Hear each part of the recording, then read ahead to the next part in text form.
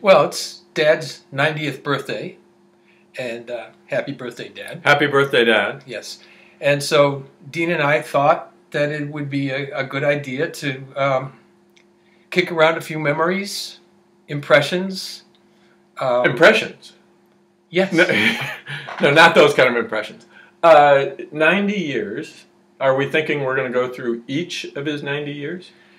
Well, Dean, I wasn't really there for the first 26 of them. Yeah. That would take a little too much forensic. And to be perfectly honest with you, I wasn't there for a lot of them in the middle. Yeah, so that's true. You weren't, as I recall. Entirely right. So we'll go with the memories that we do have. That's a brilliant thought. Yeah. I'm an Eagle Scout. Wow. I think you are too. I am, and so was Dan. Yeah. And was Dad? Oh, no, Dad that's wasn't. kind of a sore spot for him, I think. I don't think it is anymore. Really? I bet it isn't. You think he's finally over it? Well, look at it this way. What was one of his main messages to us in life? Leave the campsite better than you found it. Okay? So Right. He was in a situation where he couldn't do it because of poverty and other things. He didn't have access to water to learn to swim. And that kept him from getting a couple of the necessary merit badges. That's right. So we're the metaphor campsite. He's left us better than he found us? Is that what you're saying? No, I'm saying he left the world better than he found it because he was not able to take that on to do it. That's right. But he turned his energy into making sure that we could. That's true. That is true. Right? All right, so we're getting ahead of ourselves, though, because we're talking about scouting and all of that stuff. So I'm trying to remember one of my... What would be one of my earliest memories? And I think it's probably his hitting fly balls to us at the Wyndham School yard with the Ted Williams bat, which I still have, by the way. Nice. It's in the rafters, but you don't remember much of that, right? Oh, I remember some of it. I remember a lot of ball playing. Yeah. I remember a whole lot of ball playing, and I remember, the alley. How we got away with that, I haven't any idea because we must have caused quite a lot of damage. I think we broke a few windows. It could be. I think so. So yeah, playing catch in the alley. Yeah, that was huge. Yeah. So there was definitely that. And you have a memory of him though as a batter. Oh yeah, it was some church thing, and what I want to say it was someplace like district assembly or something like that. Like Corona. This is fuzzy. This is very fuzzy. It could have been just a church league game. Okay. One of those where Christians got together and got mad about ball and strike calls and accused each other of sinning. Yeah. Just to get a call right. Yeah, I think that whole sanctification thing kind of not so much. When you're playing ball, Yeah. Anyway, I remember this one scene where he came up to the plate, and if I'm not mistaken, I may be conflating a bunch of things here, which is kind of possible. But do you remember a time when there was some, and this is going to make you laugh, some concern about the state of his heart? Yes. And it's only making me laugh right. because he's 90 years old. That's right. And nothing happened. Yeah. So what I remember is that there was some issue about his heart, and there was a question about whether he should be playing ball. Yeah. Right? And I saw him stand at the plate, and I was on the third base side because he was he was lefty, so I could see him. Mm-hmm. He looked strong as a bull. He looked like he could hit that thing a mile. It was the most beautiful batting stance, and I just kind of did that. I thought, wow, he does not look like a man with a heart problem. Wow. Could he hit though? I mean, it's one thing to have a stance, but I can't remember. That's the part I can't remember. He was a pretty good fielder. Have you seen that glove? Yes, he dug a number of our low throws out of the concrete. Thanks, Dad, for that. That's right. The neighbors thank you. Saved your insurance company a lot of money there. Yeah. So he got you involved in Little League. He got Dan and me involved in Little League. Yep. That was part of his legacy. Yeah, there's a bunch of stuff he made sure we knew how to do. Yeah. And I think that's, and not by saying, come over here, you little bastard, you need to know how to do this. But he waited with that. Right. Yeah. But we knew how to use a hammer and a saw, didn't we? That's true. So when did that wasn't one of those, here, let me tell you how to drive a nail. It never was like that with him. It was he'd do it by example. The ball playing thing was a little different because there you have to do some explaining, but the work thing usually happened. I'm not exactly sure, but he just had a way of kind of drawing you into his orbit, and the next thing you know, you're working together, and the next thing you know him better. That's true. He actually helped me more probably with home repairs merit badge. There is such a thing. Yes, I believe I'm the only one of the three of us who got home repairs merit badge. I never heard of this. I'm just saying. It doesn't make me superior, but doesn't make you inferior. No, it certainly doesn't. But I think the home repair thing and tools may have manifested itself even more when we were adults.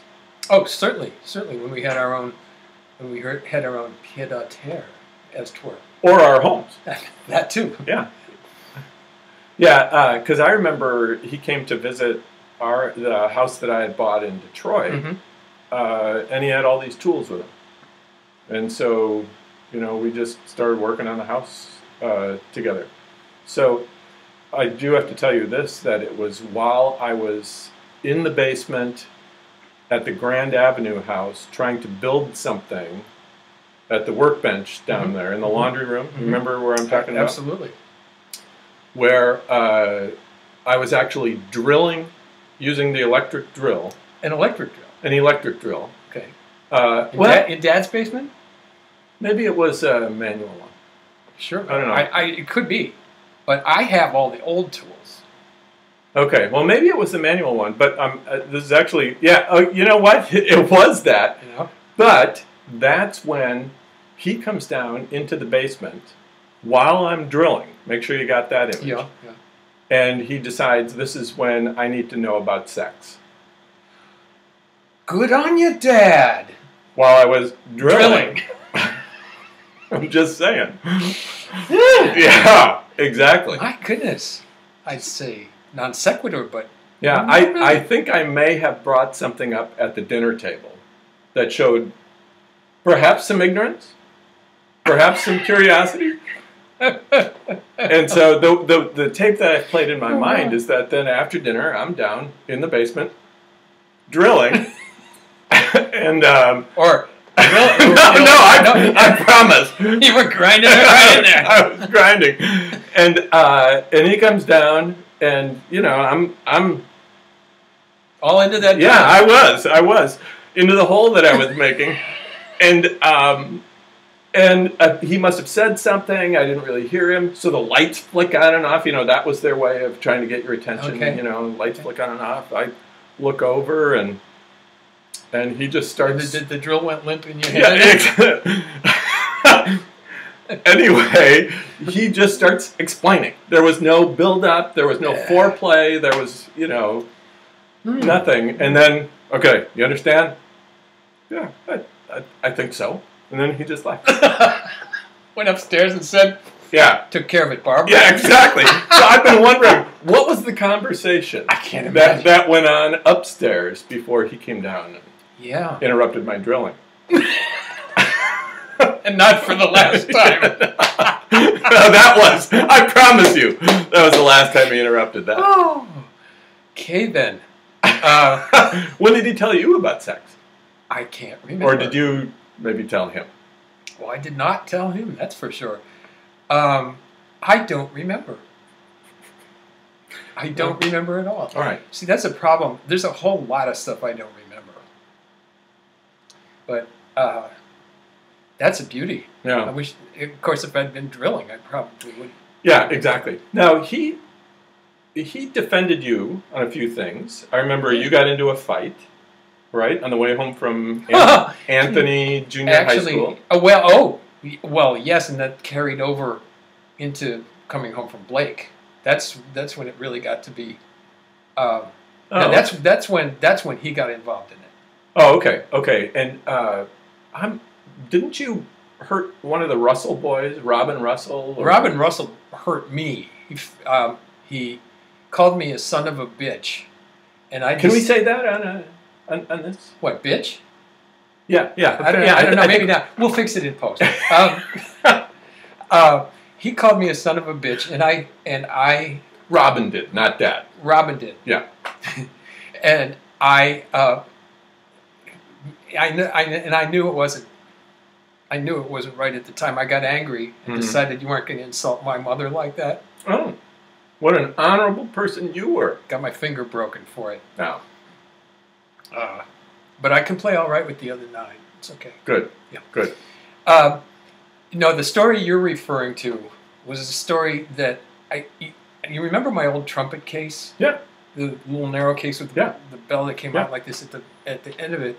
Well, I was at lunch at Anthony, and for some reason... The junior high we went to. Yes. Right. And for some reason, there were people at that school who thought I had a sharp mouth. Really? I don't know where they would have gotten this impression. Immigrants, or...? I think in this case, moron is more like it. But okay. Mike Bessie, who lived around the corner from us, took exception to something I said. And on the way home, in the median strip between, what is it, I-35 that went through there? Or Lyndale Avenue, maybe? No, but there was a highway. We had to cross the highway, and I think it was 35. Is that the number? I can't remember. So there's this big median strip, and I was in the median strip, and Mike Bessie jumped me. It was a band day, so I had my horn with me, and he had me down on the ground, and I said, I can't breathe, and he said, that's the general idea. And in an attempt just to get out of there, I whipped my horn across and flattened his ass. And about the time he was going to get up and finish what he'd started, the guy from the gas station, Tony Sauter was his name. Tony, I remember. Came running up, right, broke up the thing, and that was that for them. Yeah. Okay. And forever after, to Tony, I was one punch. I remember that.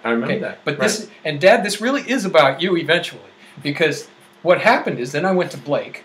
Yeah. And typically I would go to school and back in Dad's carpool. Right.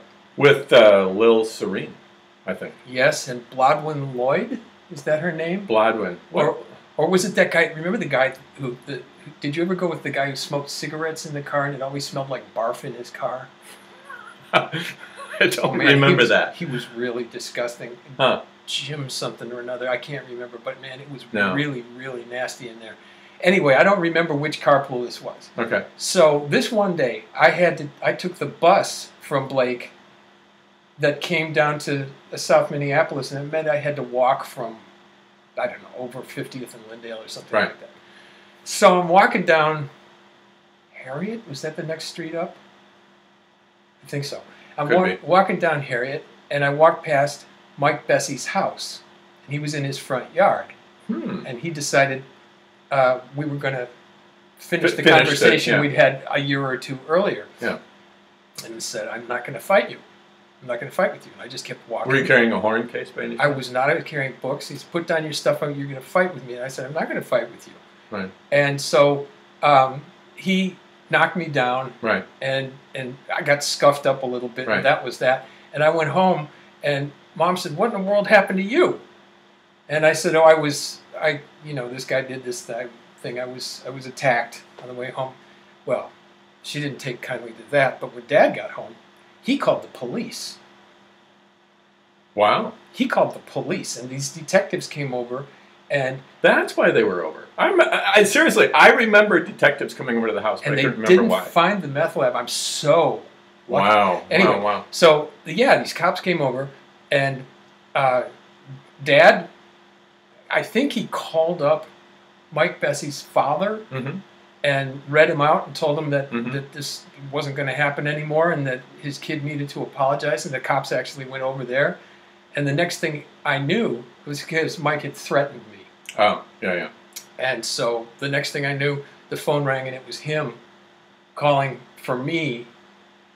He was supposed to apologize, but he said, "Yeah, you know what I said before. Just forget about it." So Dad got it. Dad got it called off. You know, he could. I was thinking about this earlier today. He's a really, really gentle man, and Mhm. always has been.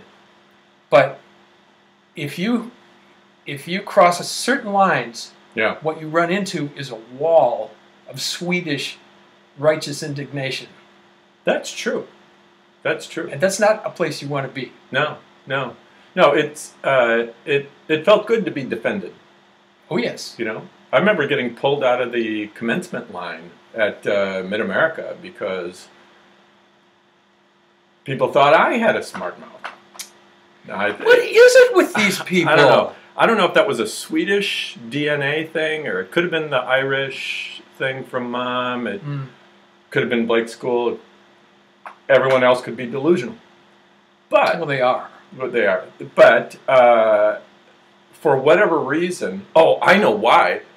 He even knew about it. I got pulled out of the line. My hair was too long, and I had some insubordination issues. Now that I don't. Yeah, no, it's The hair thing, okay. But yeah. But I think the only reason knew about it, of my getting pulled out, was that he happened to be in the lobby. Remember that Brownie camera that they had Yeah. with this antlers of floodlights that went along with it? Yep. He was going to film my going in. You know, in the commencement line. In case anybody doubted the historicity of it later on. Exactly. This was the historian in him, and so he sees this, and sees the dean of students pull me out of line, and he just sort of snapped. It was, and he and the dean of students got in this big shouting match. Actual voices raised at Yeah. They were yelling. They were yelling. And Bet you walked. well, what happened was I still couldn't go in, but during the invocation, when everyone was supposed to have their heads bowed, I just snuck back in and took my rightful place. But to see him in this big kind of argument with the dean, it was very unusual. I just had another thought though, where I remember he called somebody a name. And I think you were with me. It was you and Dan and and me on a toboggan. Do you have any memory of this? We were all on a toboggan. I forget what park in Minneapolis. And we are just barreling. Powderhorn Park, exactly. Barreling down this hill. And this kid is just oblivious, pulling his sled up the hill. And you know, you can't steer a toboggan very well. Right. And so we're yelling at this kid to get out of the way, get out of the way, get out of the way. And this kid just kind of looks up and he's just standing there. And said, "You dumb dick! Get out of the way!" Not really. Yes. It was either dick or dink. But I know he used one of those words. And that's what finally snapped this guy to attention, and he just leaped out of the way just at the last minute. But have you ever heard Dad call somebody a name before?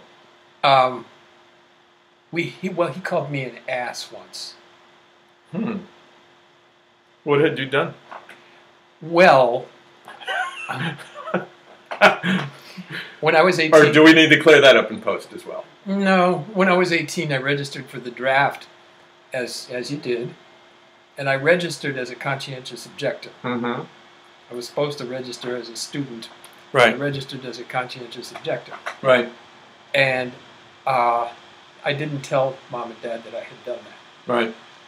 So what happened when you registered as a conscientious objector is when you came up, what they would do is reclassify you as 1A, and then you would have to fight your way through the CO thing. Right. Well, they got the 1A notice. They got a draft notice for me right around Christmas, the year I was in India. How convenient. Yeah. And those days, you couldn't get a phone call through easily. You couldn't reach anybody. It really was halfway around the world then, much more so than it is now. So they managed to convince the draft board that nothing could be done about this till I got home.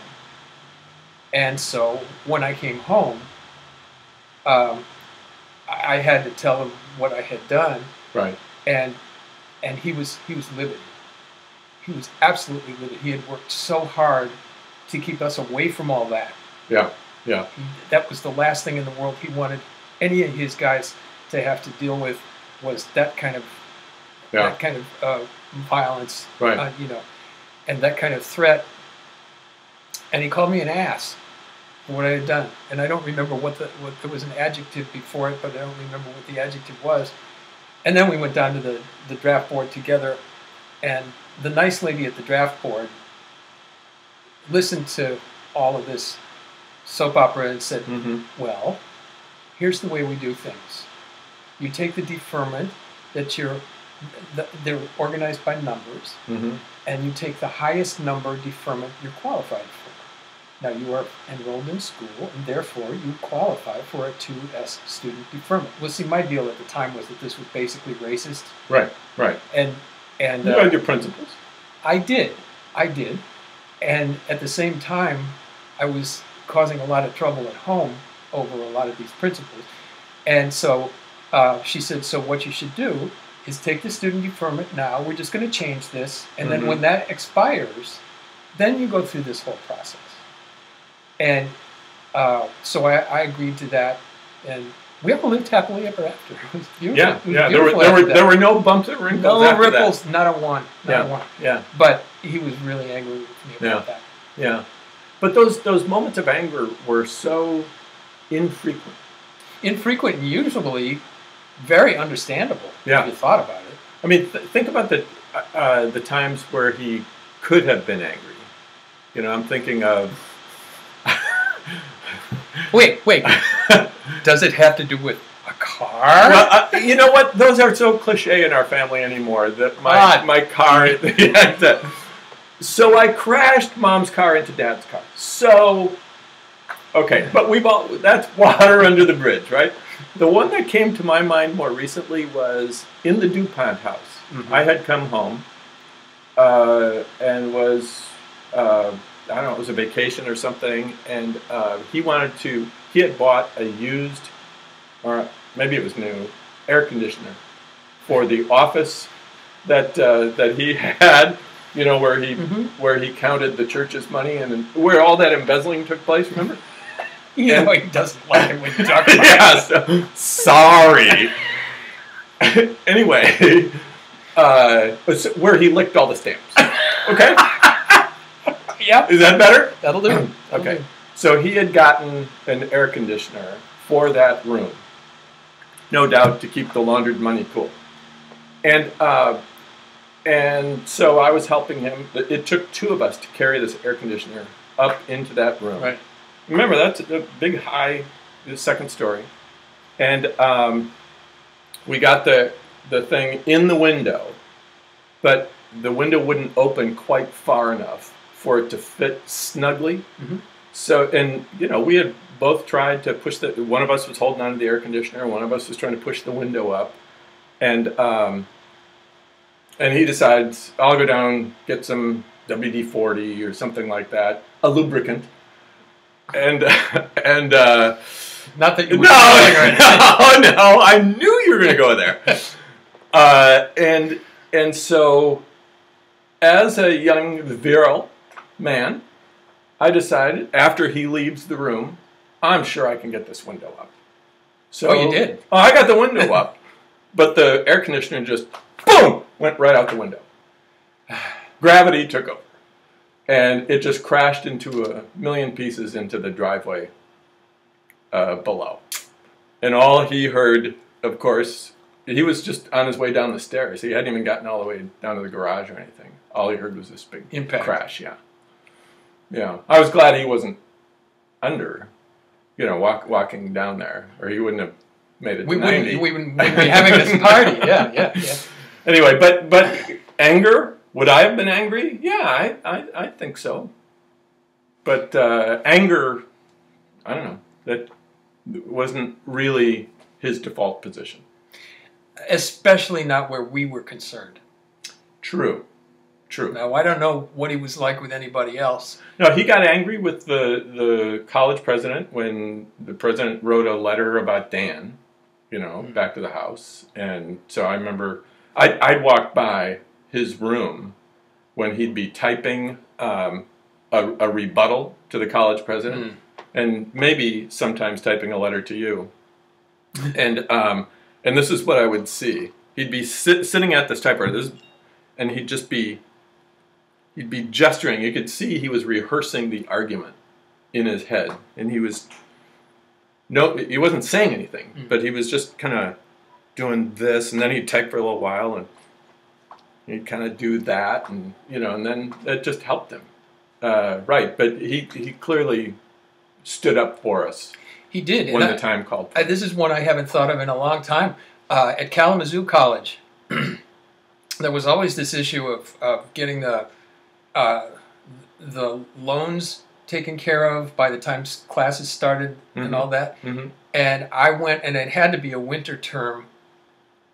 It had to be winter term because there was some big football game going on. Mm-hmm.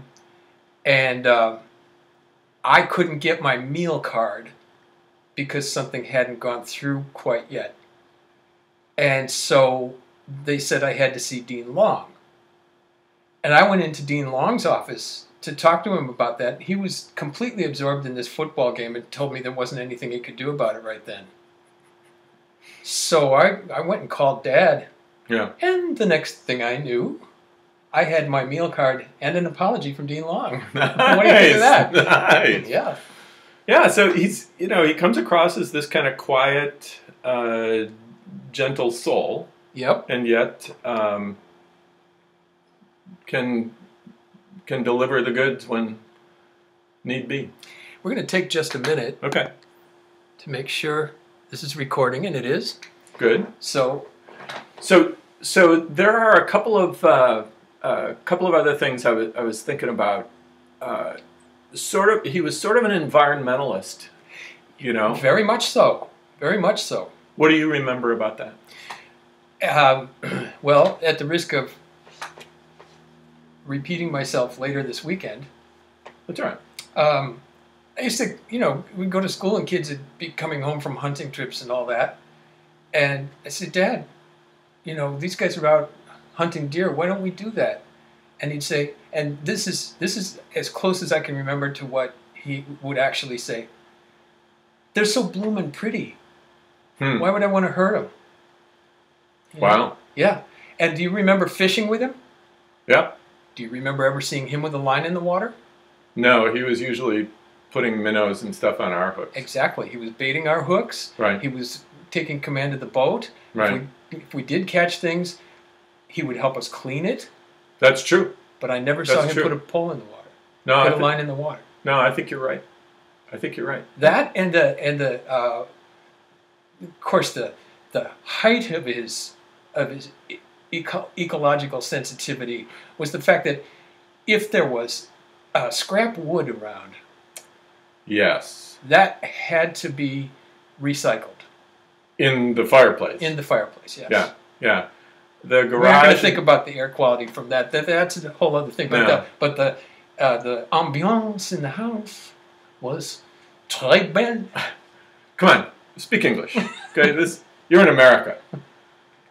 Anyhow, I remember being a little annoyed with his environmentalism.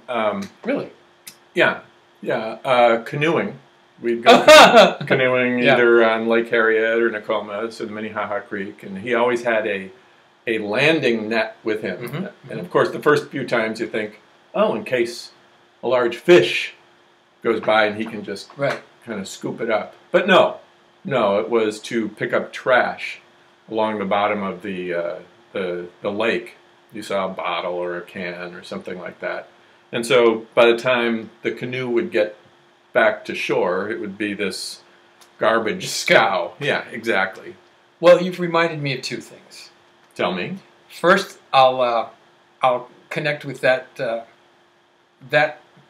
message of the picking up trash thing. You remember, of course, that we lived on a corner lot Yes. on Grand Avenue, and you remember, of course, that it was my job to mow the lawn.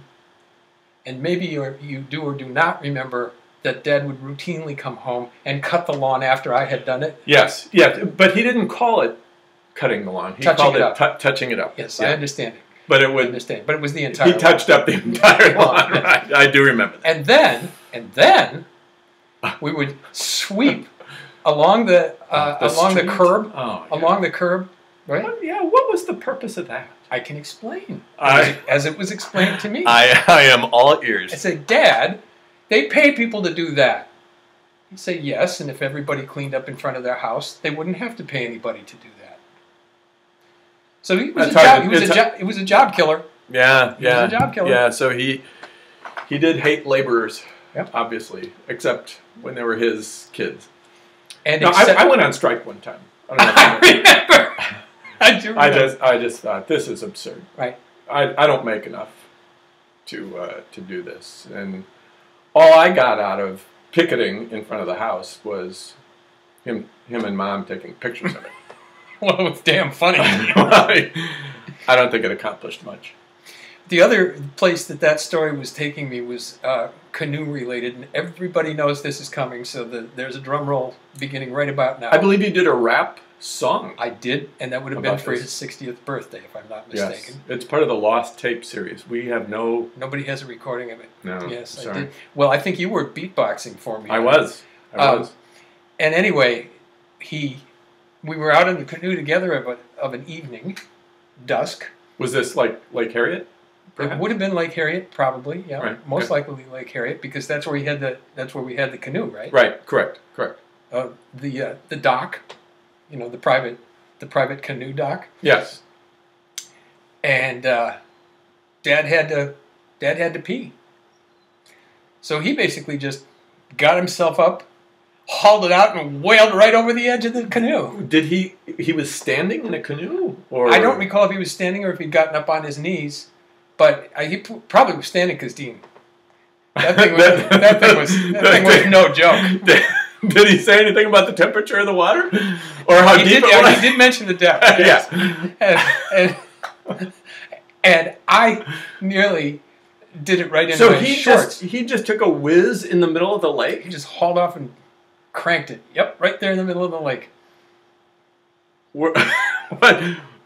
Were there passers-by? Swimmers? I think no. It was out in the middle. Mermans? Mermaids? I think it was just a bunch of fish wondering what that stuff was. What? He didn't announce it? He didn't say, "Oh, man, I don't we need remember. to-" I don't remember whether he announced it. All I remember is that he did it, and I've never recovered from it. Wow. Is that like a type of abuse, do you think, to subject a son to that? To that kind of humor, Oh, yeah. What? It was funny then? Dean, I was dying laughing. Yeah. I thought Yeah.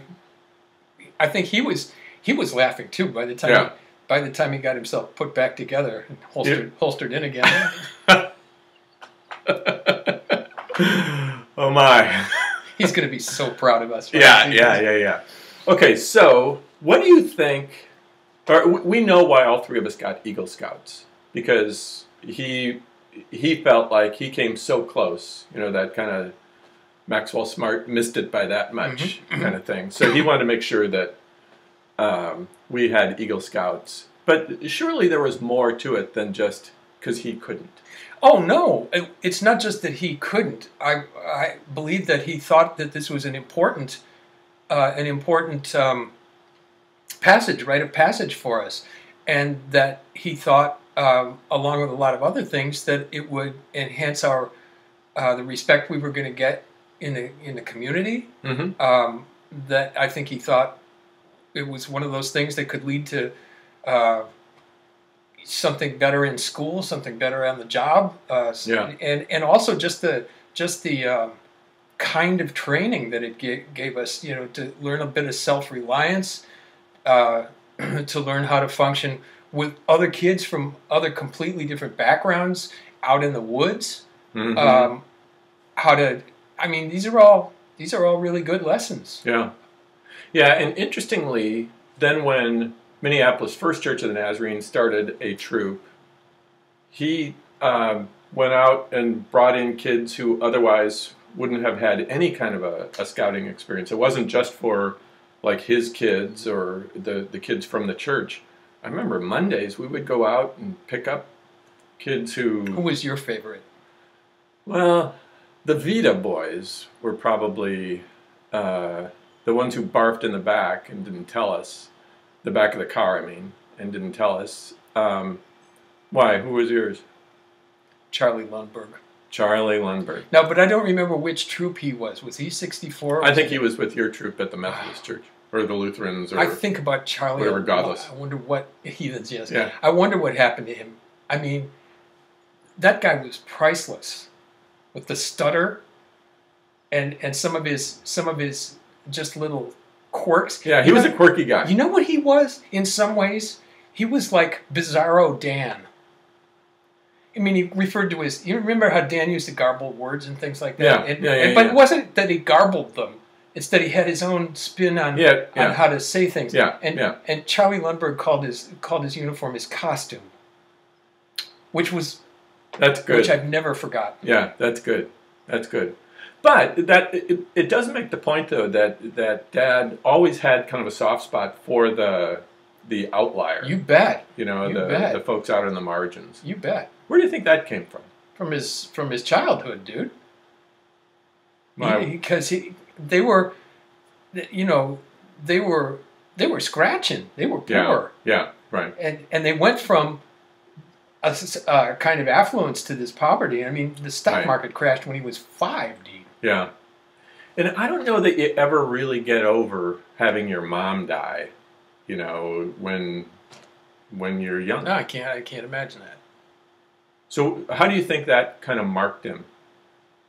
Well, I think it made him extremely sensitive to kids whose families were not intact. I think that's true. And there you have, Shirley Vida out there trying to get it done. And him wanting to help with those boys and knowing that if you get those boys into this orbit and put them in contact with more responsible kids and kids who were a little more on top of things, that maybe they'd get brought along, give them good influences. Yeah. And actually that bore out. There was a kid who lived across the alley from us on Grand Avenue, Keith Summers. He was my age, so you might have been gone by then. Right. But we just heard from him not long ago. And, married, kids, involved in a scout troop, and he's in management at his company. But he sent an email that just talked about it was the influence of Dad that really kind of made him step up and become the mature adult that he is. Mm-hmm. So yeah, he did have a kind of a heart for those who had some strikes against him. He still does. Yeah, that's true. It's one of the things I love to say about Dad is that for example, that Dad won't cross a picket line. That's true. He was sympathetic to the grocery strike, grocery workers strike here in San Diego. Dad won't cross a picket line. Even though he's a staunch Republican. If you talk to Dad issue by issue, all the way down the docket, he'll come in as progressive. Yeah. But when he votes Republican. How do you explain that? I don't, and I'm not sure he can. Yeah. But it doesn't matter. Yeah. It's good for me to see that kind of contradictory stuff. I'd rather have the behavior than the vote. Yeah. And his thoughts about animals. I've sometimes said Dad is one of the best Buddhists I've ever known. It's interesting. Why wouldn't he cross a picket line? Did he have a sympathy for labor? Huh. Interesting. Pro-union. Yeah. Those people organize for a reason. It's not trying to gouge the millionaire CEOs. Yeah. And he also had this devotion to his local church, which still has. Yeah, he does. Yeah, he does. But I don't know that I could ever mow the lawn of a church every Saturday. I mean, I did, obviously, Yes, you did. and so did you, but by choice. But that was sort of a service to his community, Mm-hmm. and Mm-hmm. as he experienced it, to God, and in some ways that didn't always pay off very well for him. Yeah. Well, depending on how you look at payments. I mean, I know they really abused him over there, and they really hurt him over there. Mm-hmm. At the same time, he knows in his heart what he did and what he meant to that place. Yeah. And so, again, I'd rather have that experience Mm-hmm. than have people effusively praising me. It's nice to be appreciated. It's extremely nice to be appreciated. It's very frustrating not to be. Mm-hmm. It must be bitter, though, to have that dropped on you after all those years. Actually, bitterness is an interesting word. I've never really seen that dimension in him. He shows it to Mom. Oh. Okay. But yeah, the church thing, being the treasurer and being the guy who cut the grass and all of that was just part of his commitment to society, to his community, to God, all that. And again, to his family, because you're teaching this is what you do when you believe in something. You do this kind of service. That's true. You do this kind of service, and somebody has to do it. Mm-hmm. And if you have strong backs to help get it done, then that's what you do. Yeah. Music was always a big part of his life too. And I'm speaking of the church. I'm thinking of that church orchestra. Yeah. I think you were involved in the very beginning of that. Absolutely. Weren't you? So why did that even get started? Do you remember? I don't remember why. I think there were some kids in the church who played instruments, and he had the idea to put us together. But and we did it. But I learned some lessons in the course of doing that have benefited me tremendously in my profession. Really? Oh, absolutely. Do you remember that we didn't have there weren't separate parts for the separate instruments? We all had to learn to transpose. Yeah, I still have trouble with that. Well, I learned I was reading because I was one of the older kids and had some aptitude for it. Mm-hmm. I was reading bass clef parts and transposing. Because the kids would take the melody, so I would take a lower part. Right. And I would be transposing on the fly. That's amazing. We'd just open up a song and there it'd go. And if it was, and he'd just say to you, "You got to transpose this." He showed me how to do it. He taught me what to do. Wow. And then the experience. Oh, that's right. Because if you say it's going to be this many flats. Or I remember him explaining that too. If it's this many flats, then it's got to be this fewer sharps or whatever. Right. So it's kind of a debit and credit thing. So it's the whole account. The accountant comes back. That's funny. But the other thing, and this is where it gets really a little slippery, is if we were playing if a song came up on the chart, and for example, I was going to have to play it in A. That's 4 sharps. Okay. Dad would look at that, or once I got a little experience, I would look at it, and I'd look up at Joy, and Joy would change that so that I was playing in A flat, which is a much easier key. Okay. So we would kind of do that routinely. You had this nonverbal thing that was going on. Just an IQ. Yeah. And that's very cool. And the other kids had to know what to do. They had to do that much transposition, but that kind of a thing, I tell music students about that now. Mm-hmm. They go, ooh, but nobody told me it was hard. Yeah. So he didn't say this is hard, but right. you'll figure it out. He just said this is what you do. Yeah. That's remarkable. So I'm trying to think of who was in that orchestra. It was you. And I remember Steve Westmark, didn't he play like saxophone? Yeah, he and his brother were both in it. Paul. Yep. And boy, now we're into names, huh? And you and Dan, obviously, and Tim Komodo when he came along. Yeah. And flute player Linda Smith, and another one who played the clarinet, maybe.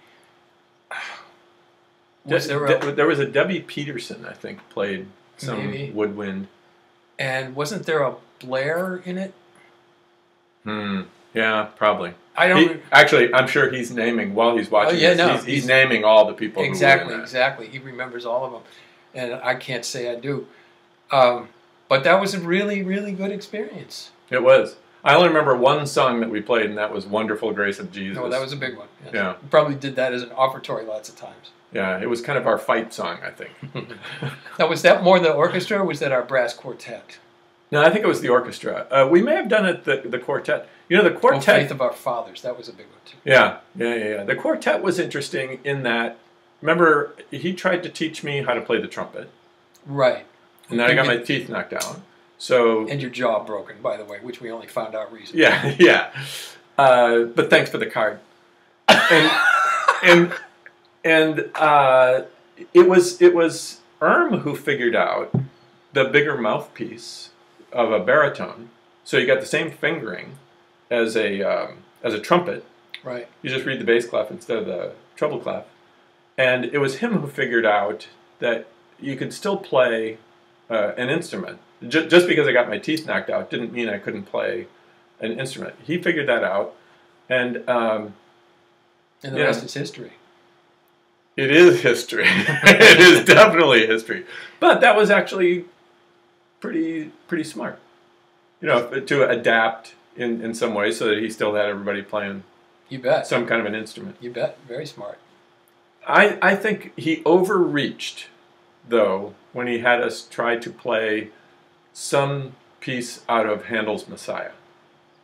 We played... I don't remember this. Yeah, we played something out of the Messiah, and not so much. It was good in theory. Yeah. Well, it's good to be ambitious. Yeah. That was an amazing period. One thing I remember from that time was I was always the lead trumpet, so that part had to be there. Mm-hmm. And you were kind of the Doc Severinsen? Yes. And as flamboyant. There you are, yeah. And I that horn I had, that beat horn, and I took such loving care of it that I'd make sure I greased the slides and oiled the valves and did everything. Well, one time I had overdone the grease on the slides, and we were in Osseo, in the middle of an offertory. How many S's are in Osseo? At least 2. I think there's a dozen. But go ahead. Osseo. Yeah. And one of the slides popped out of my horn, which while you were playing? While I was playing, this thing. And I remember this real clearly, just running across the stage, picking it up, shoving it back in, and jumping right back into the tune. And that pleased him an awful lot. Yeah. Well, that's playing hurt. It's like playing hurt. Wow, Osseo, Minnesota. Yeah. I'd forgotten about Osseo. Because we played at Lake Coronis at District Assembly. We did. Yeah. And even, I think... elsewhere. I think we may have played it like at a family reunion kind of thing in Chicago. Boy, I just had a memory of Chicago. Remember, we would make the trek back to the motherland at Christmas time. Mm-hmm. Everybody had their stuff and Christmas presents and stuff. I learned how to pack the trunk of a car just by watching how he would arrange everything. I'm also really good at that. I bet that's yeah. Where did the name Erm come from? Well, the kid across the alley. There was a kid across the alley after the Grossmans moved out. There was another family that moved in there. I don't remember their names. Yeah. But they had a little boy whom, and his father would call Dad Elmer. And the kid couldn't say Elmer. So he said Ermel. And and us being who we are. Totes. That's it. That was it. I do remember that little kid coming to our front door one time. And this is strictly because Dad was nice to him. He comes to the door one evening, just knocks on the door. One of us goes to the door, and instead of asking for one of us kids, he asked if Ermel could come out and play. That's marvelous. Yeah. It's great. Yeah, so I don't know if they did or not, but that was a nice kind of testimony to the vibe that he gave off. You bet. So I think we should probably start wrapping this up.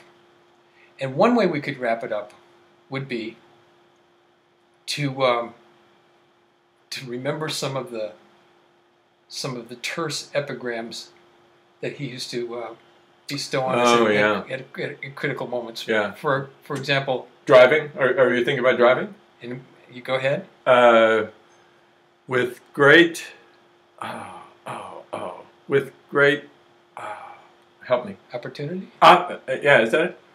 That's not the one I was going for. Okay, go ahead. Now, a car is not a toy. You have a great responsibility. Yeah.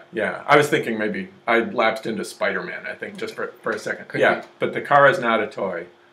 You have a great responsibility. Yeah. They always went together. Yeah, that's right.